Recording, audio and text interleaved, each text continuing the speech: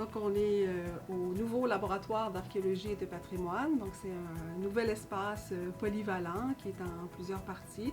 Et ici, ce qu'on fait, c'est qu'on arrive avec les artefacts ici, on va les laver, on va les marquer, on va en faire l'inventaire, on va les documenter.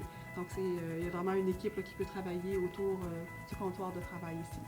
Au laboratoire, on a aussi une station pour l'archéobotanique, donc une partie du laboratoire où on étudie les restes végétaux, les fruits, les graines, les charbons de bois qui vont être préservés sur les sites archéologiques. Donc on va tenter de les extraire des sédiments, de les identifier par anatomie comparée. Encore là, on a des collections de références et des ouvrages de référence pour nous aider à faire ça.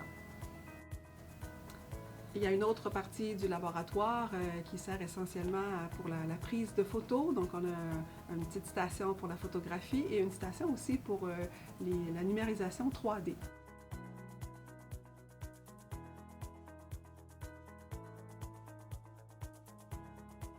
Et puis, il y a aussi une salle de conférence. C'est là que sont les postes de travail pour les étudiants.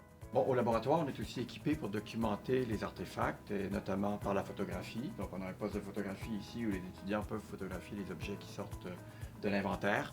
On les photographie pour en garder une trace. On les photographie aussi pour documenter leur état avant d'intervenir dessus, comme si on devait les restaurer, par exemple. Donc, ce qu'on fait présentement au laboratoire, on est présentement en inventaire parce que l'été passé, comme stage archéologie, on a été à la chute Port-Pic qui est à Saint-Simon-de-Rimouski. J'ai participé à ça avec plusieurs de mes collègues de l'UQAR. Donc, présentement, ce qu'on fait, c'est qu'on inventorie tout ce qui est artefacts qu'on a trouvé et écofac. On rentre ça dans l'ordinateur et puis pour que par la suite, on puisse produire un rapport de fouille. Moi, j'ai participé à ce stage en archéologie-là l'été passé. Cet été, je vais faire le deuxième stage avancé en archéologie au BIC. Moi, je trouve que ça fournit un complément à mes cours théoriques parce que j'ai déjà suivi le cours théorique en archéologie. J'aime aussi beaucoup ça venir ici parce que je trouve que ça diversifie ma formation. Puis je trouve qu'il y a vraiment une ambiance dynamique ici. On est vraiment entre amis. Il y a une ambiance vraiment dynamique. Donc c'est vraiment pour ça que je viens ici. Donc l'activité phare du laboratoire d'archéologie de patrimoine de l'UQAR, c'est évidemment l'école de fouilles archéologiques qui se tient tous les ans dans la région Bas-Laurentienne. Donc avec l'école de fouilles, les étudiants passent d'une part plusieurs semaines sur le terrain à faire des fouilles archéologiques et après reviennent en laboratoire pour le nettoyage, l'identification et le marquage et ensuite réfléchir à la diffusion liée aux pièces qui ont été mises au jour. Donc c'est vraiment une activité fondamentale qui permet aux étudiants de se familiariser avec toutes les étapes du métier d'archéologue, à la fois sur le terrain et à l'intérieur. Donc, l'Université d'État en patrimoine de l'UQAR est une autre activité qui est associée de manière très, très étroite avec le laboratoire d'archéologie de patrimoine. Pourquoi? Bien parce que l'objet patrimonial est au cœur des démarches, évidemment, et on va sur le terrain à la rencontre des réalités matérielles, à la rencontre des acteurs pendant plusieurs jours, où on questionne à la fois l'identité, la culture matérielle, les récits historiques. Une des marques de commerce des programmes en géographie et en histoire à l'UQAR, c'est ce qu'on appelle aller sur le terrain, pratique et terrain.